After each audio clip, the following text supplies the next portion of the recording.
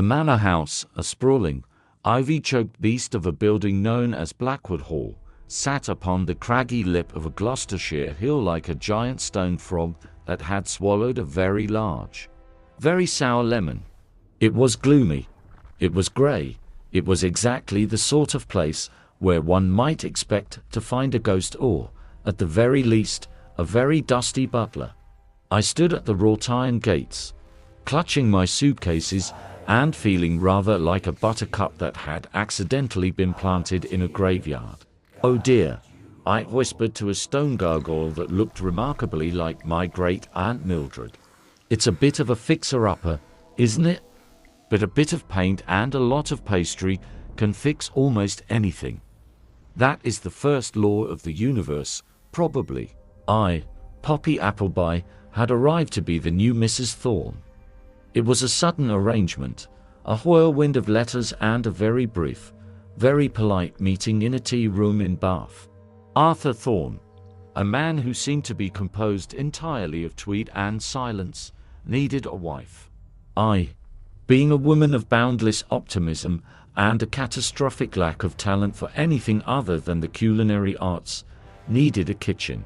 And then there was the boy, Alistair. The village gossips had warned me. They called him the Little Shadow. They said he had a heart like a cold pebble and a mind that calculated mischief before breakfast. In the stories I liked to read, he would be the one who eventually builds a fortress and declares war on the world because someone forgot to give him a hug. A villain in the making, the baker's wife had hissed, her eyes wide. "How exciting," I had replied, truly meaning it. Villains usually have the best capes. And they probably haven't had enough vitamin D or cake. Most problems are just sugar deficiencies in disguise. I marched up the gravel drive, my boots clicking a cheerful rhythm against the somber silence. When the heavy oak door groaned open, it wasn't a butler who greeted me, but the boy himself. Alistair was tan, thin as a willow branch, undressed entirely in black. He stood in the cavernous hallway, his arms crossed, staring at me with eyes that were far too old for his face. "You're the new one," he said. His voice was a flat, chilly little thing. "The third one this year. The last one left because she said the house felt like a refrigerator. The one before that cried because I put a toad in her knitting basket." I dropped my bags and beamed at him. "A toad? How wonderful! Was it a common toad or a natterjack?" "I find toads very grounded creatures. They don't rush." We could all learn something from a toad's patience. Alistair blinked. This was clearly not the reaction he was expecting. "It was a slimy one. And I'm going to make your life a misery." "That sounds like a lot of hard work, dear," I said, stepping past him into the gloom. "All that brooding and plotting, you must be absolutely famished. Energy is required for misery. You see, if you don't eat, your misery will be very low quality, and we can't have that." I sniffed the air. The house smelled of damp wool and neglected dreams. It was a tragedy. A house should smell of vanilla and roasting garlic. "Where is the kitchen? I need to speak to the flower. It's very sensitive and likes to be introduced to new people properly." Arthur Thorne appeared at the top of the stairs, looking as though he had been disturbed from a very deep sleep involving ancient history. "Ah, Poppy, you've arrived." "Alistair, be civil." "I am being civil, Father," Alistair said, his eyes narrowing. "I'm warning her." "Warning is a form of caring," I chirped, waving at Arthur. "Don't worry about us. We're just discussing the logistics of toad management and caloric intake. Do you have any eggs?" Eggs are the little golden miracles of the larder. They represent potential, though mostly they represent breakfast. Arthur looked baffled, which I gathered was his natural state of being, and retreated back into his study. I was left alone with the villain in training. The kitchen was a disaster. It was cold, the copper pans were tarnished, and the larder contained nothing but a withered turnip and some very sad-looking biscuits. It was a culinary graveyard. My heart bled, To leave a kitchen in this state was a crime against humanity, or at least a crime against the stomach. Right, I said, rolling up my sleeves. First things first, we are making a sunshine shepherd's pie. It's called that because it's filled with hope. And also quite a lot of butter. Butter is the soul's lubricant. Alistair, remember that. Alistair watched from the doorway, leaning against the frame with a look of practiced disdain. I don't like vegetables, especially not the hopeful ones. That's because you haven't met a vegetable that's been properly introduced to a pan of sizzling onions, I told him, dancing around the kitchen. I had brought my own secret stash of spices and a jar of homemade stock that was basically liquid gold. Onions are very dramatic. You see, they cry when you cut them, but they sweeten up beautifully when things get hot. Just like people, really, though people usually just get annoyed. I worked with a feverish joy. I chopped, I sautéed, I whisked. I sang a little song about a potato who wanted to be a cloud. It was a very short song because potatoes have limited ambitions. As the scent of browning meat, thyme, and rich red wine began to waft through the drafty corridors, I noticed Alistair's nose twitch. He tried to hide it by scowling harder, but his nostrils were betraying him. It smells acceptable, he muttered. Acceptable is the first step toward magnificent, I cried, mashing potatoes with the vigor of a woman possessed. Now the secret to a perfect mash is not just the cream. It's the intention. You have to whisper your secrets into the potatoes. They are very good listeners because they have so many eyes, but no ears. It's a very safe arrangement. I served the pie in a large, cracked ceramic dish. The top was peaked and golden, charred, just enough to give it a bit of character. I set the table with mismatched plates and lit a single candle because the dining room was so dark it felt like eating inside a giant sock. Arthur joined us, looking surprised to find food that wasn't grey. Alistair sat stiffly, poking at his portion with a fork as if he expected it to bite back. "It's just a pie," Alistair said, his voice trembling slightly, not with fear, but with the sheer effort of staying grumpy. "Everything is just something until you experience it," I said, taking a large, blissful bite. "A diamond is just a rock that did well under pressure. This pie is just a hug you can chew." Arthur took a bite. He stopped. He blinked. He took another, much larger bite. "This is remarkably good, Poppy. I haven't tasted anything this alive in years." Alistair finally succumbed. He took a mouthful. His eyes widened. He chewed slowly, his scowl softening into a look of profound confusion. He ate another forkful, then another. He ate as if he were trying to fill a hole that had been there for a very long time. "It's fine," he said, though he was scraping the bottom of his plate. "But I still think the toad idea was better." "We can do both," I said cheerfully. "We can have a toad in the hole tomorrow. It's a very literal dish." No actual toads involved, of course, which is a bit of a disappointment for the amphibians, but a win for the sausages. The next few weeks were a whirlwind of flour and philosophy. I decided that my mission was to devillainize Alistair through the medium of puddings. A child cannot plot the downfall of his enemies if he is currently experiencing the transcendental joy of a warm chocolate fondant. It's simply impossible to hold a grudge and a spoonful of custard at the same time. The physics don't allow it. One afternoon, I found Alistair in the garden, trying to look menacing while poking a dead beetle with a stick. "Alistair, darling," I called from the kitchen window. "I'm making apology apples.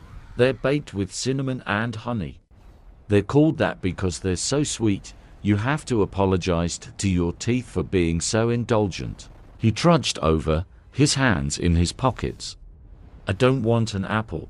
I'm busy planning my reign of terror." "You can't reign over a kingdom if you have scurvy," I pointed out, handing him a bowl. The apple was soft, bursting with juices, and topped with a dollop of clotted cream that was thick enough to stand a spoon in. Eat, it'll help with the strategic thinking. Honey is brain fuel. Bees are the smartest insects, you know. They have a queen, a complicated dance language, and they never forget a flower. Very organized, very villain adjacent. Alistair sat on the back step and ate the apple. I sat next to him, humming. "Why are you so loud?" he asked suddenly. "Loud? I'm barely a whisper compared to the roar of a lemon tart," I said. "No, I mean, why are you happy? This house is miserable. My father is a ghost who breathes, and I'm well. Everyone says I'm bad." I looked at him, really looked at him, beneath the black clothes and the sharp words. He was just a little boy who felt like the world had run out of color. "Happiness isn't something that happens to you, Alistair. It's something you cook. You take the bland bits of life, the gray rain, the dusty corners, the long silences, and you add seasoning. You add a bit of salt to bring out the flavor, a bit of sugar to soften the edges, and a lot of heat to make it bubble. If people say you're bad, it's probably because they've only ever tasted you raw. And nobody likes a raw potato. You just need a bit of roasting." He looked at his empty bowl. "I don't think I can be roasted. I think I'm just burnt." "Burnt is just another word for caramelized," I said firmly. "And caramel is the best part of the dessert. It's bitter, it's sweet, and it's complicated, just like the best people." He didn't say anything, but he didn't move away when I patted his hand. It was a start. The real test came a month later, when Arthur's sister, Lady Gwendolyn, decided to visit. She was a woman who lived her life as if she were a judge at a dog show, and the rest of humanity were particularly disappointing poodles. She arrived in a cloud of expensive perfume and disapproval. "Arthur," she barked, sweeping into the hall. "The place still smells like a damp cellar. And who is this colorful person?" "I'm Poppy," I said, wearing an apron covered in flour and strawberry jam. "I'm the new wife. I'm currently in the middle of a battle with some puff pastry. It's winning, but I'm hoping to negotiate a ceasefire by adding more jam." Gwendolyn peered at me through her lorgnette. "Pastry? How quaint. And where is that wretched boy? I trust you sent him to a boarding school by now. He has the temperament of a cornered badger." Alistair was standing in the shadows of the landing, his face darkening. I could see the villain look, returning the cold eyes, the tightened jaw. He looked ready to find a very large toad indeed. "Alistair is right here," I said, my voice bright and sharp as a lemon zest. "And he's not a badger. Badgers are very territorial and have excellent digging skills. But Alistair is much better at mathematics and has a very refined palate for scones. We were just about to have tea. You must join us. I've made Judgmental Ginger Snaps. They're very crisp. They snap back if you bite them too hard." The tea was an exercise in culinary diplomacy. Gwendolyn sat like a statue, prepared to find fault with everything. I served a lemon drizzle cake that was so moist it practically melted if you looked at it, and the ginger snaps, and tiny cucumber sandwiches with the crusts cut off perfectly. "The boy is silent," Gwendolyn remarked, sipping her tea. "A sure sign of plotting. He's just like his mother's side of the family. Dark spirits, all of them." Alistair flinched. I felt a surge of protective heat in my chest, like a stove being turned up to high. "Silence isn't plotting, Gwendolyn," I said, my smile not wavering for a second. "It's processing. Alistair is a thinker. And as for dark spirits, I find that most darkness is just a lack of proper lighting, or perhaps a lack of chocolate. Have you tried the truffles? I made them with a hint of sea salt. The salt represents the tears of our enemies, which makes them taste much more satisfying, don't you think?" Gwendolyn stared at me. Then she looked at the truffle. She ate it. Her expression shifted from incensed to intrigued to entirely defeated by cocoa solids. "It's acceptable," she whispered. "Exactly," I cried, "acceptable. Let's have another." By the end of the afternoon, Gwendolyn was talking about her flower garden and had forgotten to insult Alistair once. Arthur was looking at me with a bewildered sort of admiration, and Alistair was watching me with something that looked suspiciously like a smile.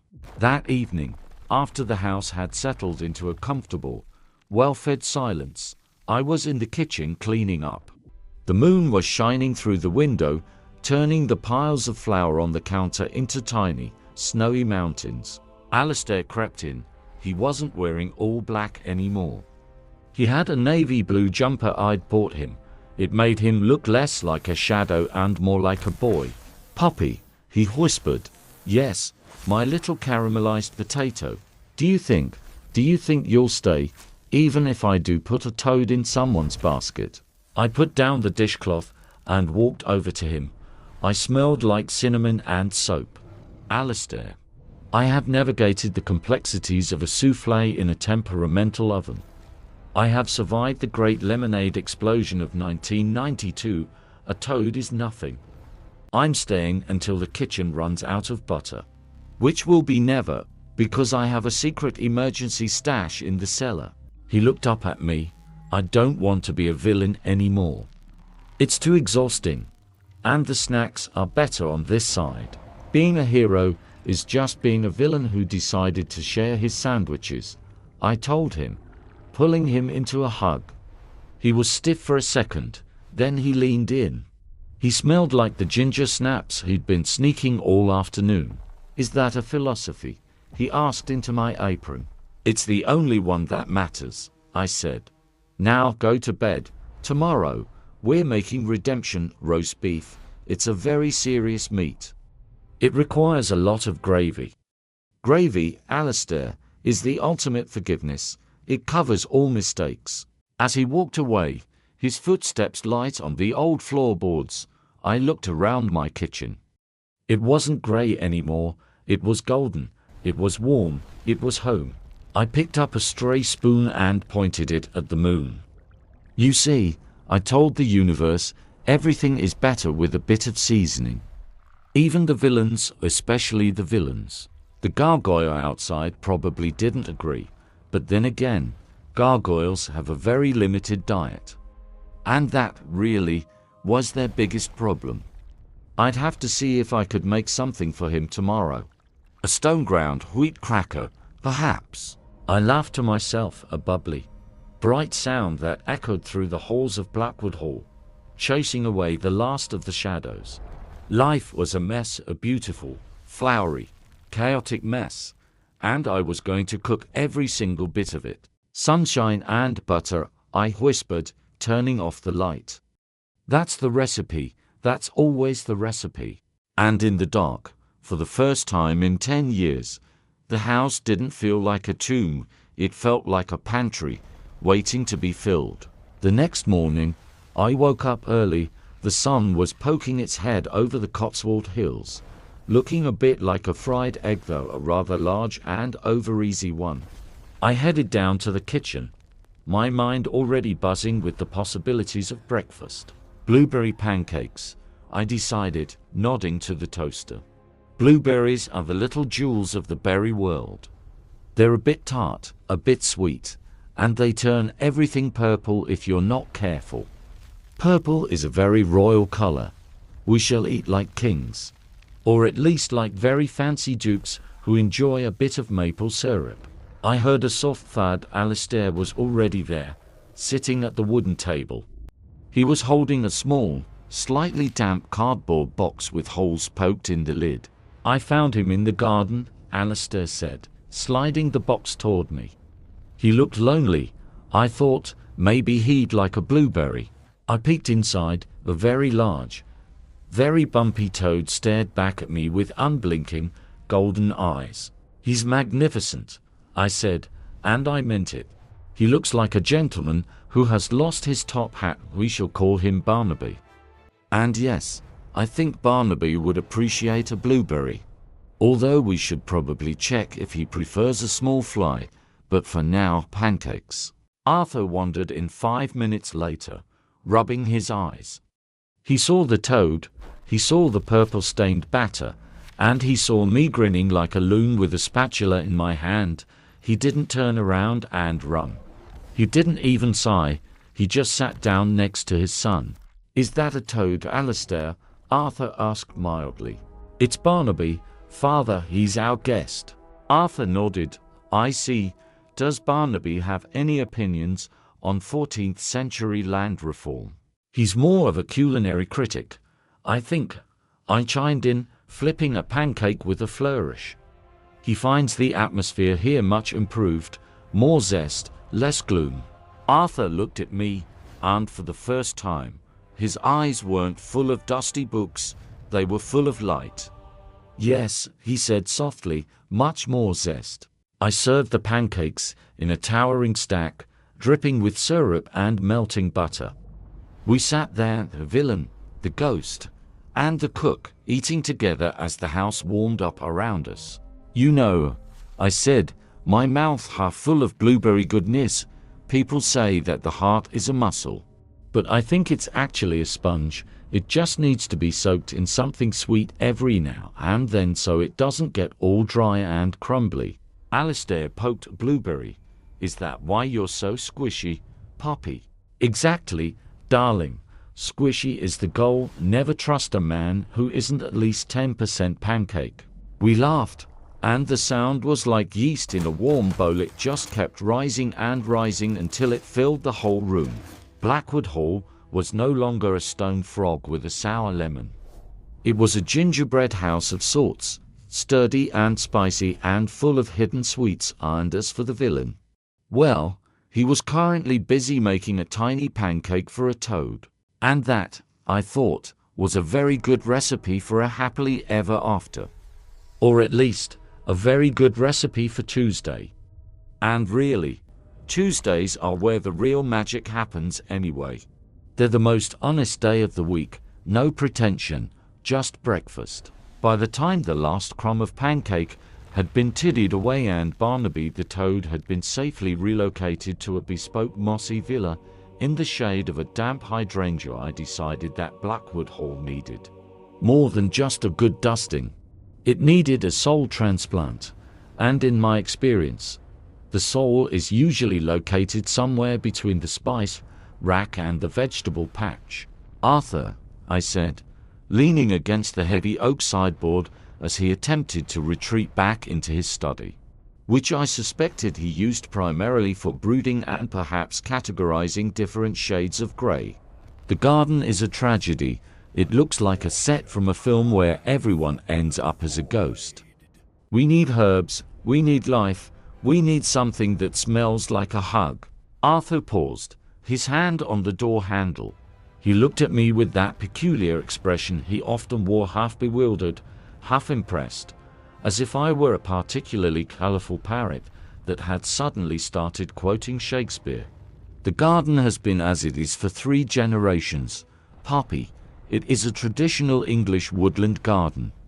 Which is to say, it is mostly briars and things that want to trip you up." "Exactly." I clapped my hands, nearly knocking over a vase of dried lavender that looked like it had given up on life in 1994. "It's grumpy, it's a very irritable garden. It needs a firm talking to and some compost. If we grow rosemary, we can have roast lamb that tastes like a summer afternoon. If we grow mint, we can have mojitos or, well, mint tea for Alistair, because a child on a mojito is a recipe for a very different kind of book." Alistair's head popped up from behind a velvet armchair. "Can I help? I'm very good at digging. I once found a spoon in the dirt." "A spoon is a sign from the universe, Alistair," I declared. "The universe wants us to eat. It's practically a mandate." Arthur sighed, but I saw the corner of his mouth twitch. It was a very small twitch, a microscopic rebellion against his own gloom. But I saw it. "Very well, but do try not to burn the house down with your enthusiasm." I believe the local nursery is in Chipping Under the Hill, though I haven't been there in some time. Then we shall all go, a family outing. We'll be like a troupe of wandering minstrels, only with less singing and more sensible footwear. An hour later, we were piled into the back of Arthur's vintage Bentley, which smelled of old leather and dignity. I sat in the front, wearing a straw hat that was slightly too large and made me look like a wandering mushroom. Alistair sat in the back with a notepad, ready to catalogue every plant we bought.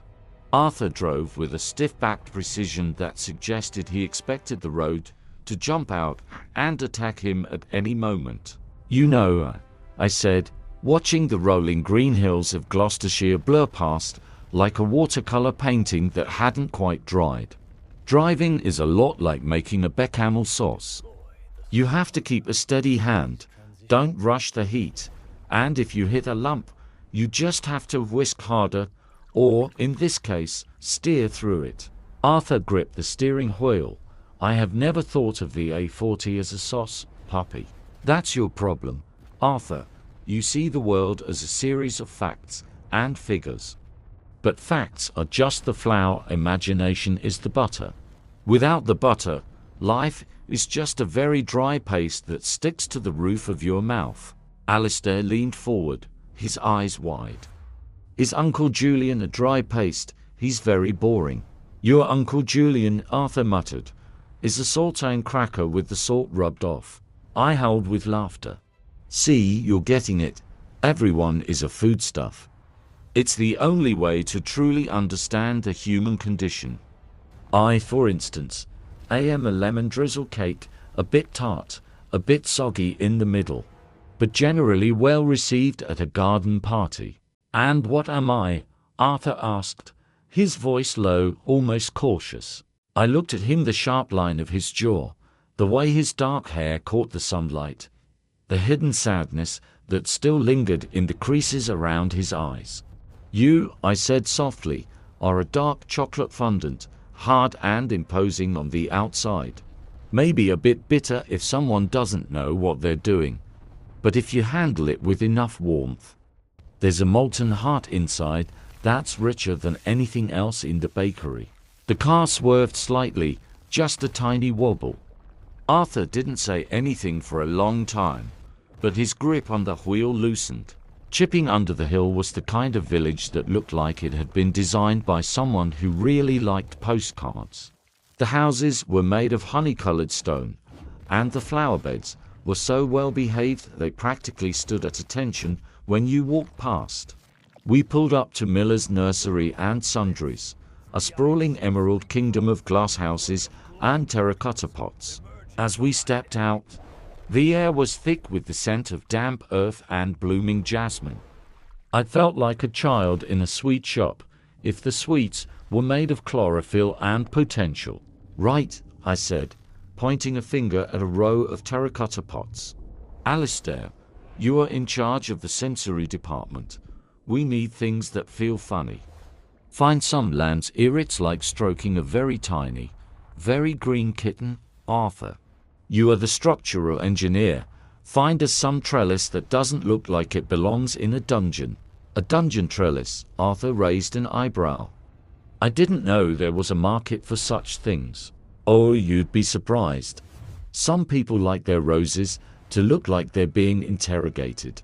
I wandered off toward the herbs. Herbs are the poets of the kitchen. They don't provide the bulk, but they provide the meaning. I picked up a pot of Thai basil and inhaled deeply. It smelled like spicy licorice and secrets. "Excuse me," a voice boomed behind me.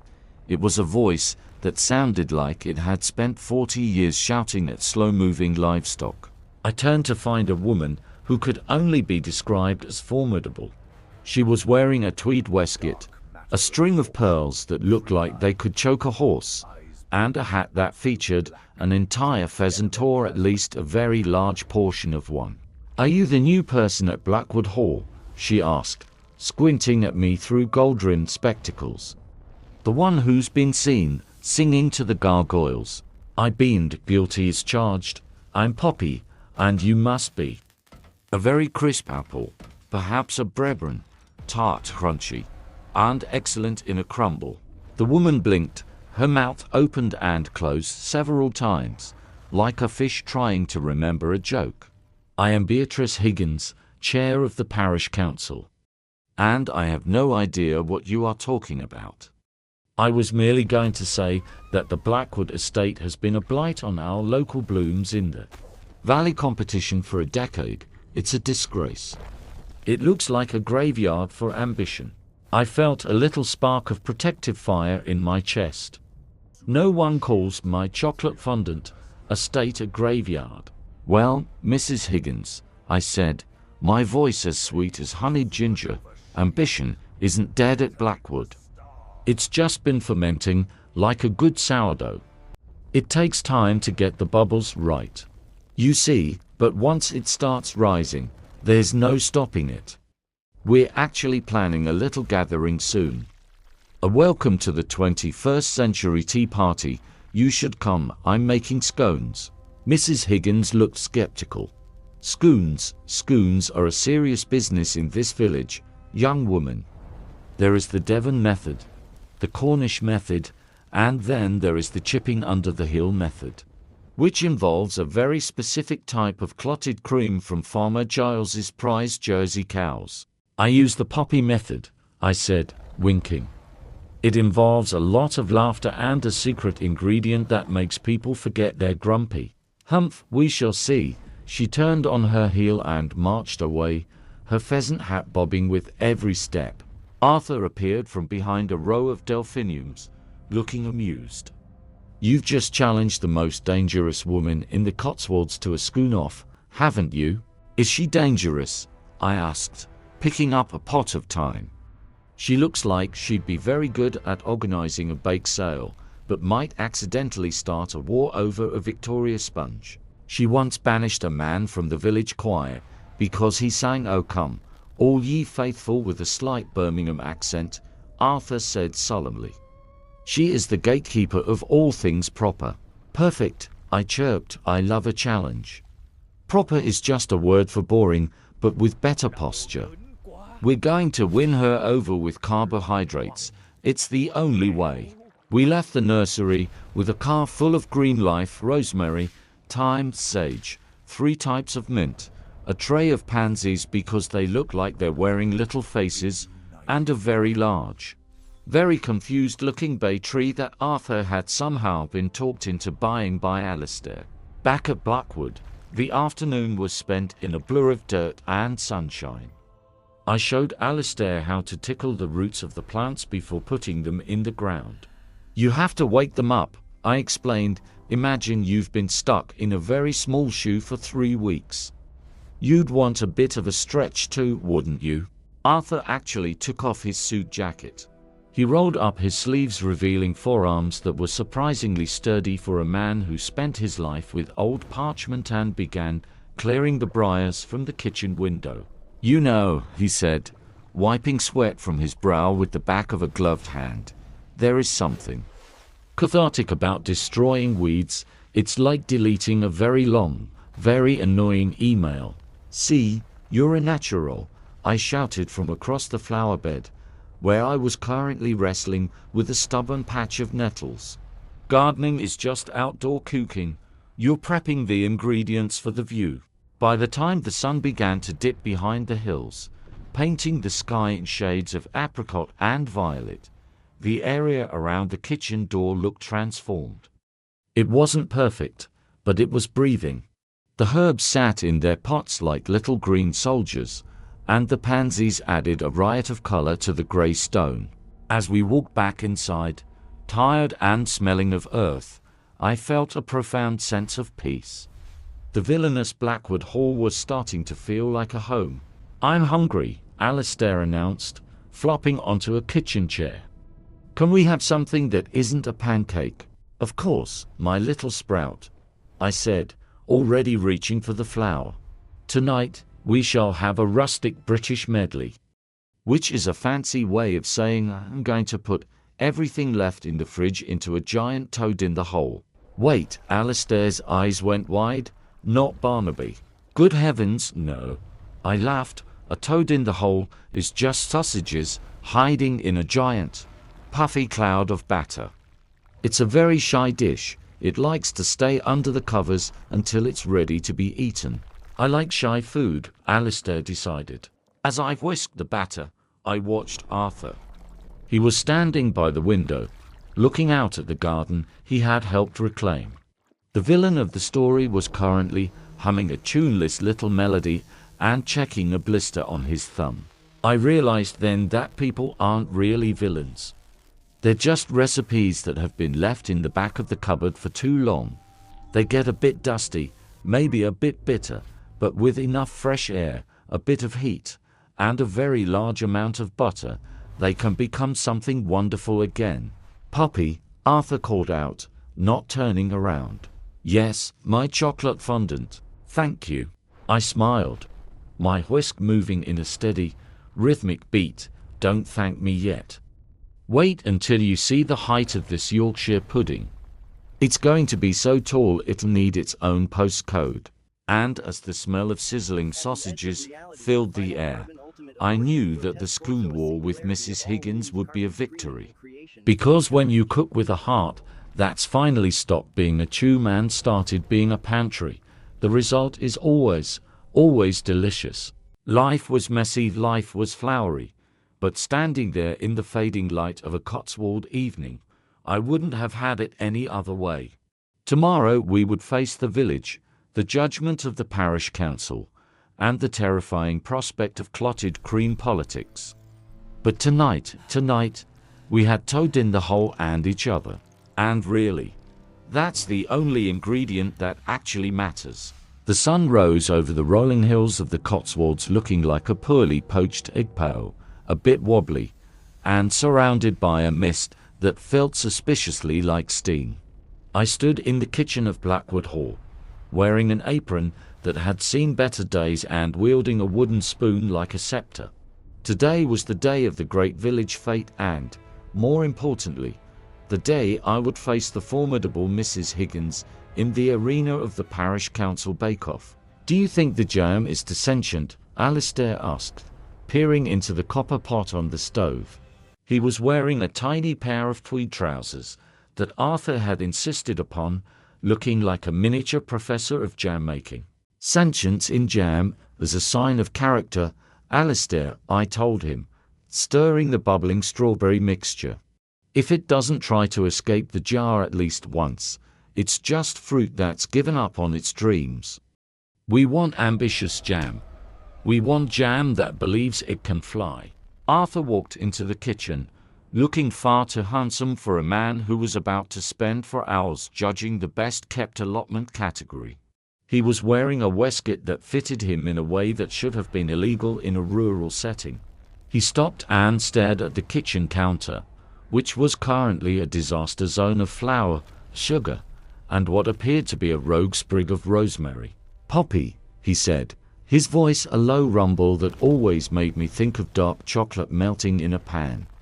"Why is there a ribbon tied around the cat?" "Barnaby is our mascot," I explained, not looking up from my dough. "He represents the spirit of the scone. Fluffy on the outside, slightly grumpy on the inside, and prone to napping in warm places." Arthur sighed, but I caught the corner of his mouth twitching. It was a victory. Every twitch of Arthur's mouth was a step away from his villainous Duke of Gloom persona and a step closer to being a man who actually enjoyed the smell of vanilla. The village will be expecting, well, they will be expecting the Blackwoods to be Blackwoods, Arthur said, leaning against the doorframe. Stiff, formal, possibly slightly cursed. They aren't ready for ambitious jam and a ribbon-clad cat. Then we shall give them a shock, I declared, triumphantly punching the dough. A shock to the system is good for the soul. It's like a cold shower, but with more butter. Now help me pack these tins. We have a reputation to ruin and a scone-based empire to build. The journey to the village green was an exercise in logistical chaos. We squeezed into the car with 3 trays of scones, 2 jars of clotted cream, which I had whisked until my arm felt like it might fall off, and a very indignant Barnaby. Alistair sat in the back, guarding the secret weapon, a batch of lemon-thyme shortbread that I had baked at midnight because I'd had a philosophical revelation about the balance of tartness and butter. The village of Little Bramble was exactly as I had imagined: thatched roofs, hanging baskets overflowing with petunias, and an atmosphere of polite, simmering judgment. At the center of it all was the village hall, a stone building that looked like it had been standing since the dawn of time and was currently housing the most dangerous women in the county. As we stepped out of the car, the chatter of the crowd dipped, heads turned. I felt Arthur stiffen beside me, his old instincts of the cold master of Blackwood kicking in. I reached out and squeezed his hand. His fingers were rough from the gardening we'd done the day before, a lovely, earthy contrast to his expensive suit. "Head up," I whispered. "Smile like you've just inherited a chocolate factory." "I have no idea how to do that," he muttered back, but he didn't pull his hand away. We marched toward the bake-off tent. It was a white canvas cathedral of gluten. At the far end, behind a table draped in a Union Jack cloth, stood Mrs. Higgins. She was wearing a floral dress that looked like a camouflage suit for a rose garden and a hat that featured a very realistic-looking pheasant. "Mrs. Blackwood," she said, her voice like the crunch of gravel under a luxury car. "And Mr. Blackwood, we haven't seen a member of your family at the fete since. Well, since the unfortunate incident with the prize-winning marrow in 1994. The past is a foreign country, Mrs. Higgins," I said, beaming at her. "They do things differently there. Today, we are all about the present and the scones." I placed my tray on the table. Mrs. Higgins leaned in, adjusting her spectacles. She looked at my scones with the intensity of a diamond merchant inspecting a flawed gem. "Rosemary," she sniffed, "in a scone. Is that legal?" "It's more than legal. It's a moral imperative," I replied cheerfully. "You see, Mrs. Higgins, a scone is a metaphor for life. It needs a little bit of salt to make the sugar mean something, and the rosemary adds a hint of the wild. A reminder that even in a polite tea party, we are all just creatures of the earth." Alistair nodded solemnly beside me. "It makes your brain feel like it's having a little dance," he added.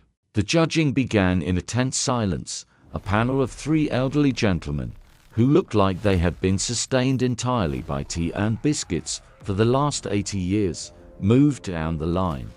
They poked, they prodded, and they took very small, very serious bites. Mrs. Higgins's scones were perfect.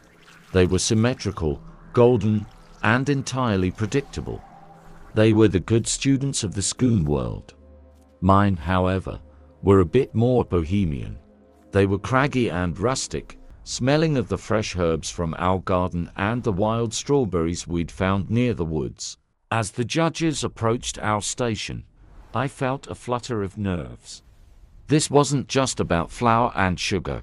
It was about proving that Blackwood Hall wasn't a tomb. It was about proving that we could be part of something, even if we were the weird, flower-covered outliers. One judge, a man with eyebrows so bushy they looked like caterpillars having a standoff, picked up one of my scones. He sniffed it, he looked at me, he took a bite. The silence lasted an eternity. I watched his Adam's apple move as he swallowed. "Rosemary," he wheezed, "and is that a hint of sea salt on the crust?" "Yes, sir," I said, my heart hammering. "To wake up the taste buds. They can get so sleepy this time of year." He took another bite, a larger one. "Good heavens," he whispered. "It's like eating a summer afternoon in 1952. Mrs. Higgins let out a sound that was remarkably like a punctured tire. "It's unconventional," she hissed to the other judges. "It's practically radical. What's next? Garlic in the sponge cake? Anarchy in the Victoria sandwich?" "Anarchy is a very underrated ingredient, Mrs. Higgins," I said softly. It gives the sponge a better lift. While the judges deliberated, we wandered out into the sunshine. Arthur was immediately cornered by the local vicar, who wanted to talk about the roof of the bell tower. To my surprise, Arthur didn't look like he wanted to bolt for the nearest exit. He was listening, he was even nodding. I sat on a hay bale with Alistair, watching the village children race around with sticky faces.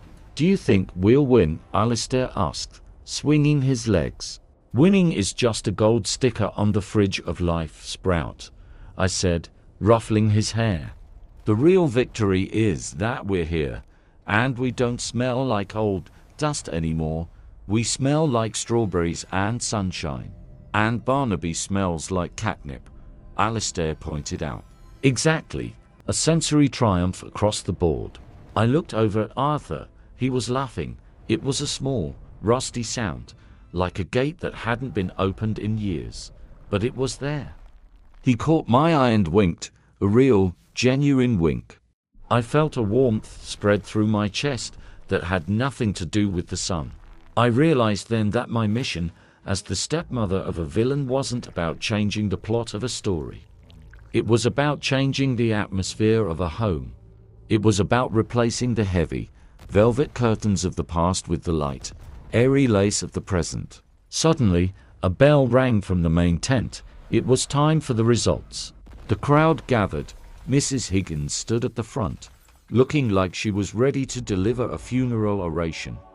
The head judge stepped forward, holding a small silver trophy. "This year," he announced, his voice booming across the green, "the committee has decided to award the first prize for excellence in baking to a most unexpected entry, for reminding us that tradition is a foundation, not a cage.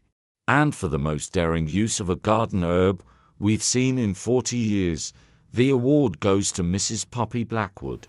There was a moment of stunned silence, followed by a burst of applause that seemed to start with Arthur and Alistair and ripple outward. Even the vicar clapped. I walked up to the table, my legs feeling like jelly. As the judge handed me the trophy, he leaned in and whispered, "The lemon-thyme shortbread was a masterstroke, dear. I've hidden 3 in my pocket for later." I turned to the crowd, holding the little silver cup. I saw Arthur, looking proud. I saw Alistair, jumping up and down.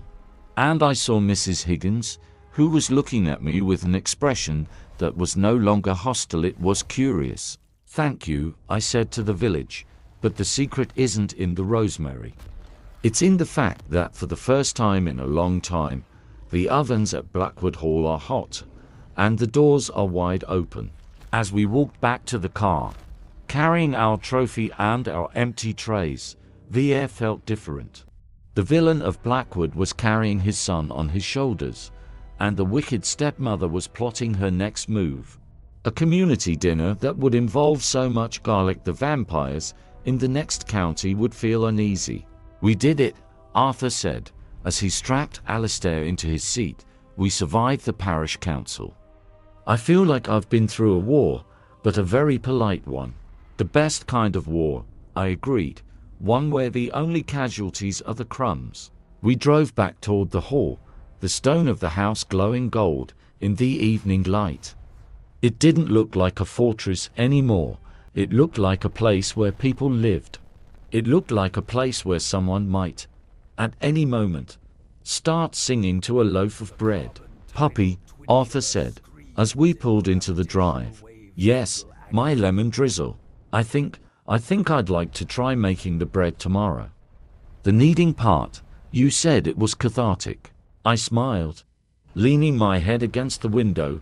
"It is, Arthur, it really is. You just have to remember, don't be afraid to get your hands messy. The mess is where the flavor is." And as the stars began to poke through the violet sky, I knew that the story I had been dropped into wasn't a tragedy or a thriller. It was a comedy of errors, a romance of the kitchen, and a long, slow proofing of a family that was finally, beautifully, beginning to rise. The silver trophy felt surprisingly heavy in my hands, a cool, metallic weight that seemed to anchor me to the grass of the village green. It was a strange sensation, being celebrated for something as fleeting as a lemon-thyme shortbread. Yet as I looked at the polished surface, I didn't just see my own slightly flustered reflection. I saw the reflections of the people around me. I saw a community that had, for a few hours, forgotten that Blackwood Hall was supposed to be a place of shadows and secrets. "It's very shiny, isn't it?" Alistair whispered, reaching out a small, sticky finger to touch the base of the cup.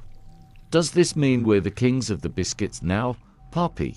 "Kings, queens, and perhaps the Grand Dukes of the crumbs, Alistair," I replied, pulling him into a side hug that smelled faintly of candy floss and triumph.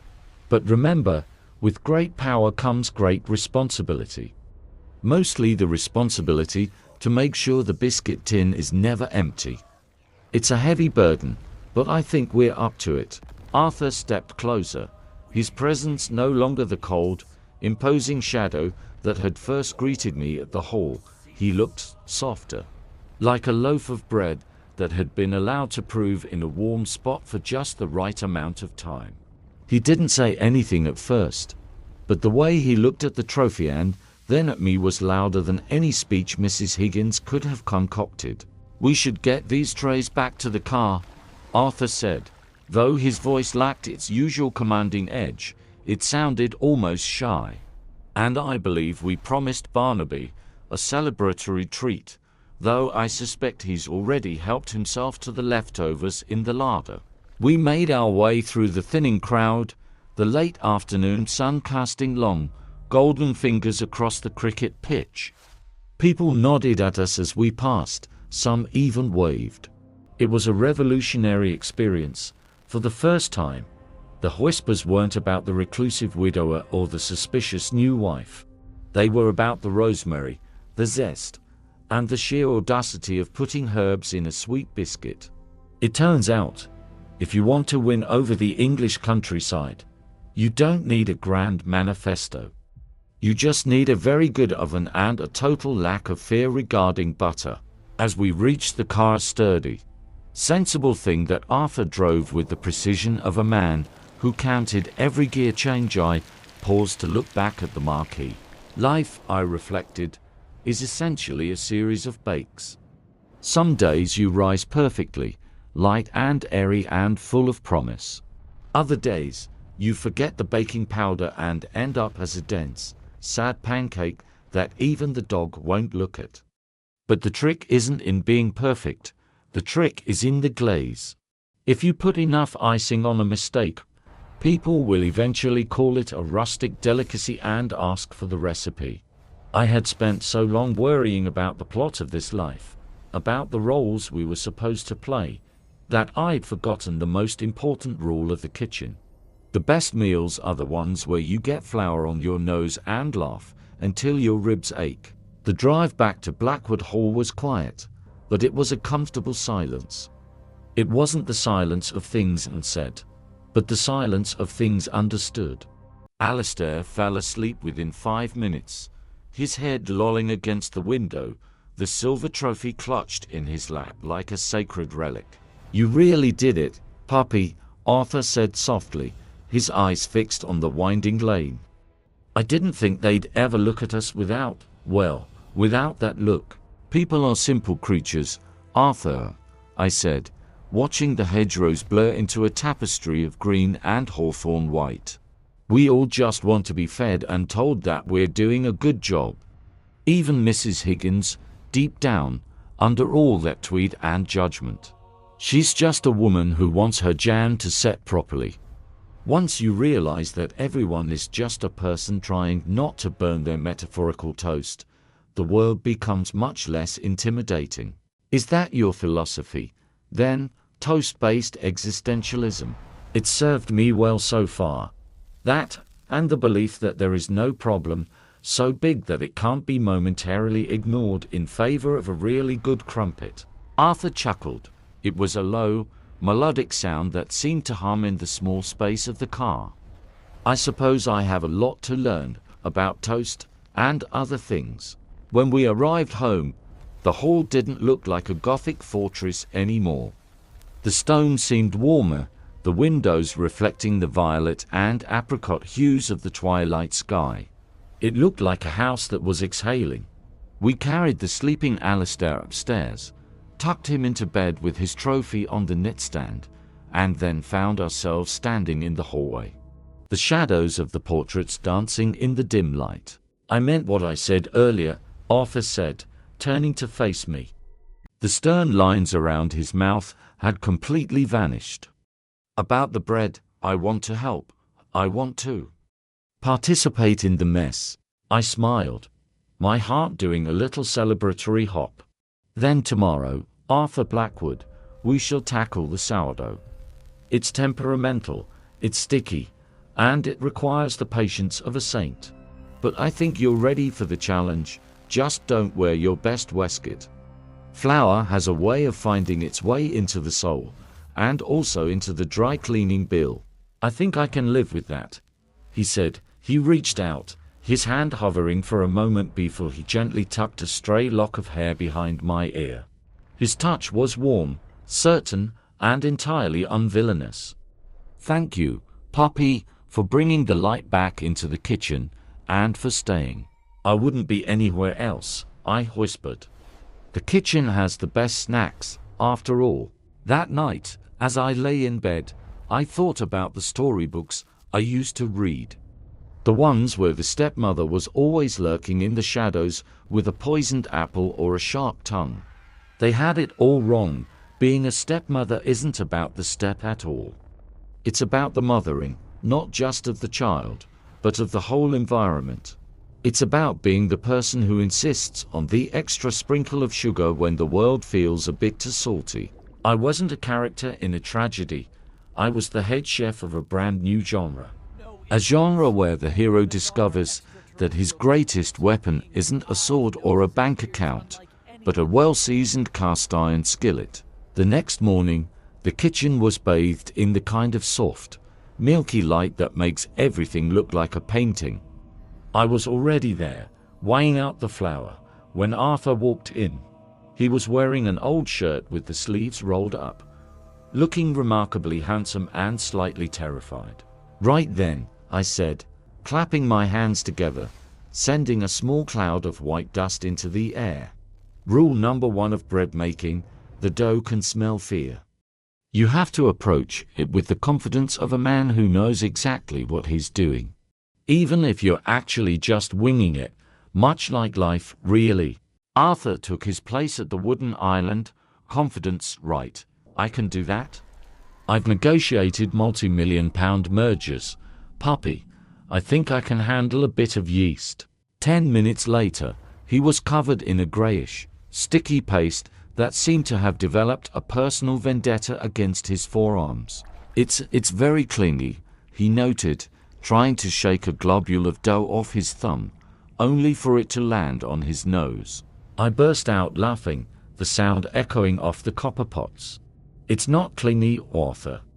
It's just affectionate. It wants to get to know you. You have to use your heels, the heels of your hands. I mean, push it away, fold it back. Tell it who's boss. It's a conversation, not a fight." Alistair came running in then, Barnaby the cat trotting behind him with an air of feline superiority. "Can I help? Can I poke it?" "Absolutely," I said, handing him a small lump of his own. "Poke it, prod it, give it a name. This is the Blackwood bread. It's going to be legendary." As we worked together, the three of us huddled around the flour-dusted table, I realized that this was the real finale. It wasn't a grand ball or a dramatic confrontation. It was the rhythmic thud of dough on wood. It was the smell of coffee brewing in the background. It was the sight of a man who used to carry the weight of the world on his shoulders, now concentrating entirely on the elasticity of a gluten structure. The villain was kneading bread, the orphan was making a dough dinosaur, and the stepmother was exactly where she was meant to be. We spent the rest of the morning planning the village dinner. We decided on long tables in the garden, fairy lights in the oak trees, and enough garlic bread to ensure that no one in a 5-mile radius would ever catch a cold again. We talked about recipes and guest lists, about laughter and legacies. "Poppy?" Alistair asked, his face smeared with flour so that he looked like a very small, very cute ghost. "Yes, my little stariness. Are we a real family now, because of the trophy?" I stopped kneading and looked at him, then at Arthur, who had stopped too. Arthur reached out and placed a floury hand on Alistair's shoulder. "No, Alistair," Arthur said, his voice thick with a genuine, unshakable warmth. "We aren't a family because of the trophy. We're a family because of the mess. And because Poppy was brave enough to show us how to enjoy it." I felt a tear prick at the corner of my eye, but I brushed it away with a flowery sleeve. "Exactly. And because, if we don't get this bread in the oven soon, we'll be eating dinner at midnight. Now, less sentiment, more kneading. We have a reputation to uphold." The sun climbed higher, warming the stones of the hall, and as the scent of rising yeast began to fill the air, I knew that the wicked stepmother had officially retired. In her place was a woman who knew that the secret to a happy ending wasn't a magic spell or a prince's kiss. It was simply the courage to keep the oven preheated, the heart open, and the butter at room temperature. The story was over, but the life, the delicious, chaotic, wonderful life, was only just beginning to rise, and oh, how beautiful it was going to be.